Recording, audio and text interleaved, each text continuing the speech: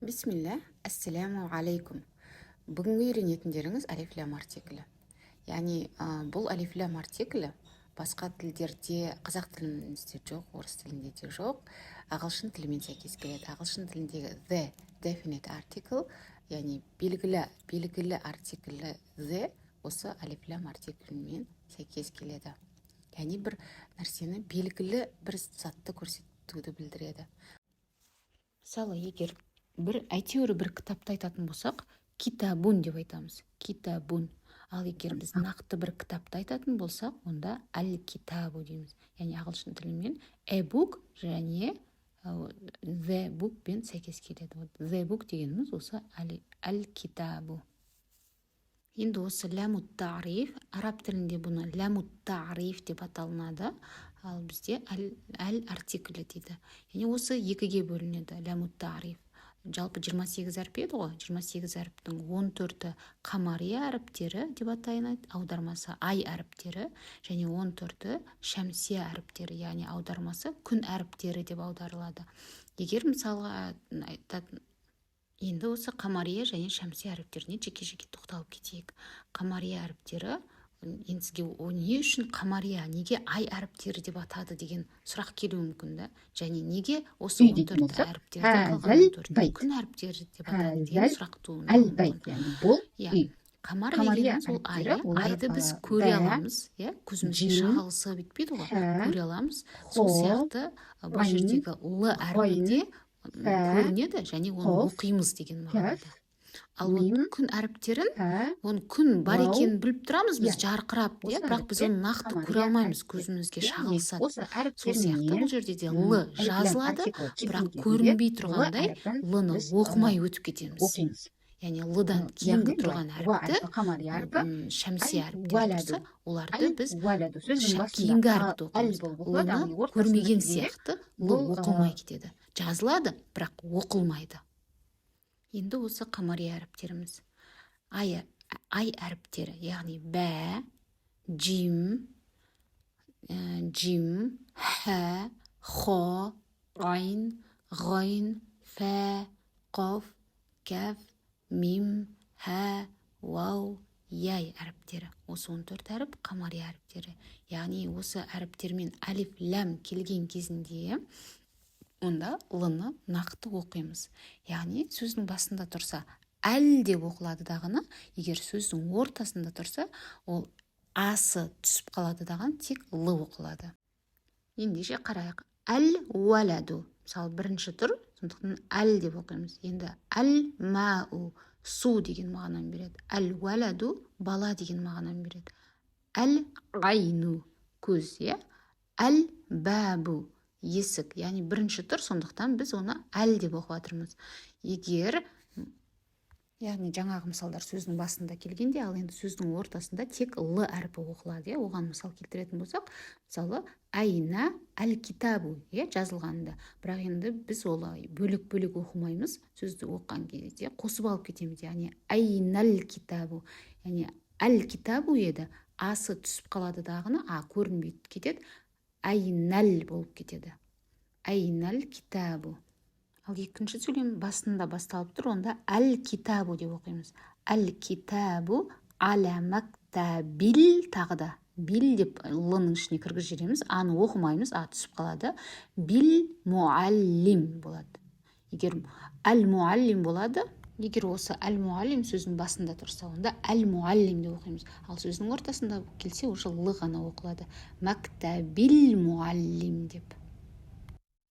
Келесі әріптеріміз шәмсия әріптері. Қалған 14 әріп енді шәмсия әріптері.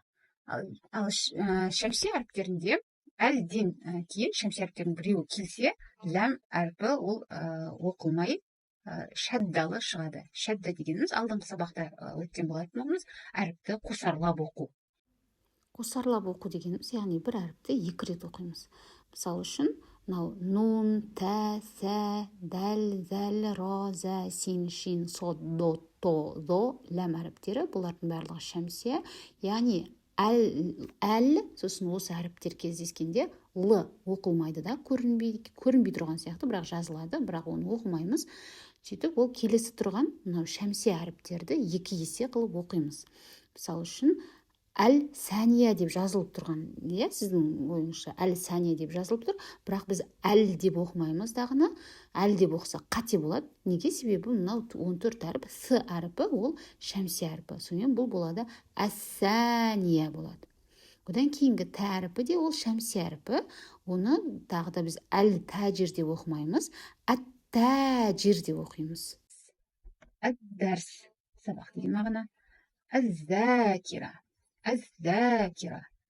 әр-рәжул әр-рәжул ер кісі деген мағына береді. әр-рәжул.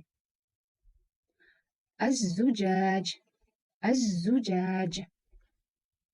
син әрпіне мысал. әс-судан әс-судан. шин әрпіне мысал. әш-шәмс әш-шәмс. сод әрпіне мысал. әс-сауаб әс-сауаб. дот әрпіне мысал. әд-дохия әд-дохия. то әрпіне мысал. әт-тауила әт-тауила. зо әрпіне мысал. әз-зуфр әз-зуфр. ләм әрпі. әл-лутф әл-лутф. ән-наср ән-наср. Енді осы күн, ай әріптерді практикада мәтінде қарап көрейік. Бірінші текст. Айнал китабу. Аудармасы кітап қайда? Бұл жердегі бұл сөйлемде қамария әріпі келіп тұр. Яғни айнал китабу деп лыны біз оқыдық. К әріпі келгендіктен, себебі к әріпі ол қамария, ай әріпі. Келесі. Әл китабу аля мактабил муаллими. Кітап мұғалімнің үстелінің үстінде. Бұл жерде де қамария әріпі келіп тұр. Әл китабу сөздің басында әл деп оқимыз. Аля үстінде, мәктабил деп қосып алып кеттік. Мәктаби әл муаллим деп оқымадық. Қағида бойынша ол яғни оқылмай кетеді. Мәктабил болып кетеді.